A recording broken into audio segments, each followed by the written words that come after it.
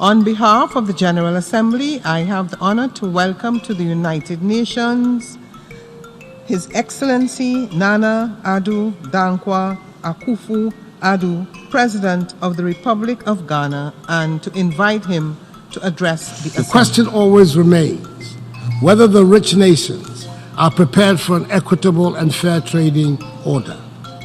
It appears that they are not, and we have thus to continue to fight for a fairer world economic order. It should not be lost on anyone that the minerals on which the world depends to move industry and manufacturing are mostly available in Africa. And yet we, who own these fundamental resources by birthright, have remained poor, whilst our minerals have brought vast wealth to nations and peoples outside our continent.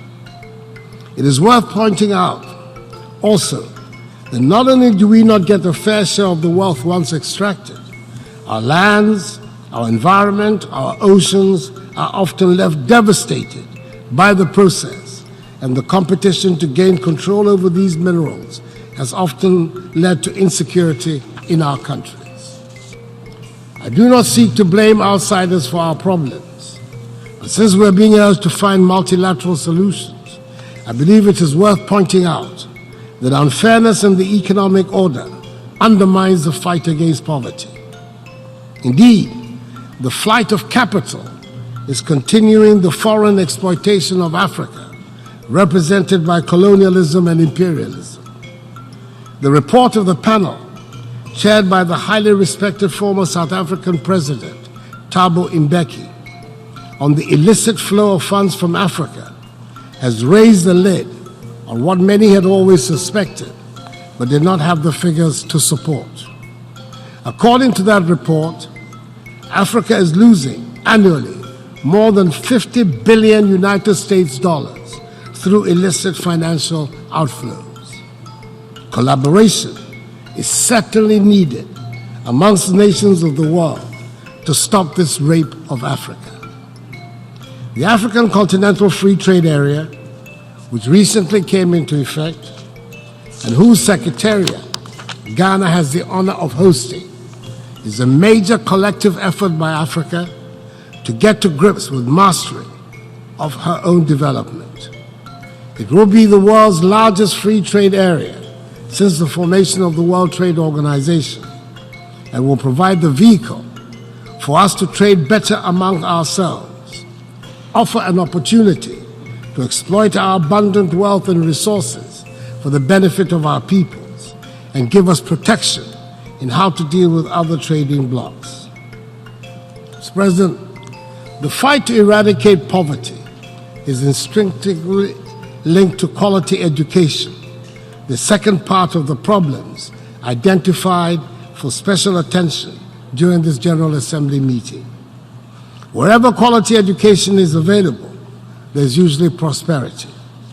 Throughout the ages, education has been the most equitable source of providing opportunities and has provided the fastest and most reliable route out of poverty.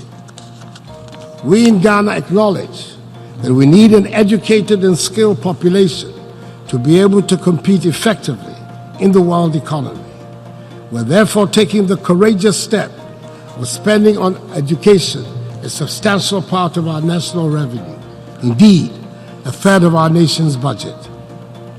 Mr. President, in this area also, we can and should employ technology to accelerate the provision of quality education to as many people as possible. Very soon, we might not have to enter classrooms, nor even go to the hallowed grounds of the famous universities to gain access to the knowledge that used to be exclusively available in those institutions.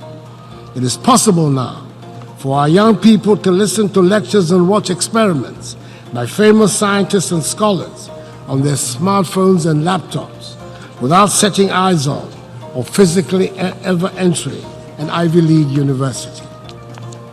But to be able to benefit from these opportunities made possible by technology, we need to raise our infrastructure to a basic minimum level. We need to provide reliable electricity, and internet services to the people in our towns and villages, and then they can truly enjoy in the benefits of the technology that bring quality education to all. We can then have a realistic expectation of a prosperous future. Mr. President, the General Assembly of the United Nations is usually held at the time of year when the extremes of nature are on display around the world. Maybe we are being urged to take notice and hopefully take practical and proactive steps to curb the human activities that are endangering our planet. Our world is enriched by the diversity of cultures and religions and beliefs. They add spice to our lives. But there are scientific and mathematical truths that do not change with space or time. And these truths we all do well to uphold. Now that the scientists have spoken on the realities of climate change, I believe it is time to direct our energies to what we can and should do to counteract the danger and stop unnecessary arguments. There might not be any one answer to the theme of this 74th General Assembly, but the hope is that the discussions point us to the possibility of a new world in which collaboration between the nations and peoples is on such a scale that one can dream of and achieve a sustainably prosperous world. I thank you for your attention.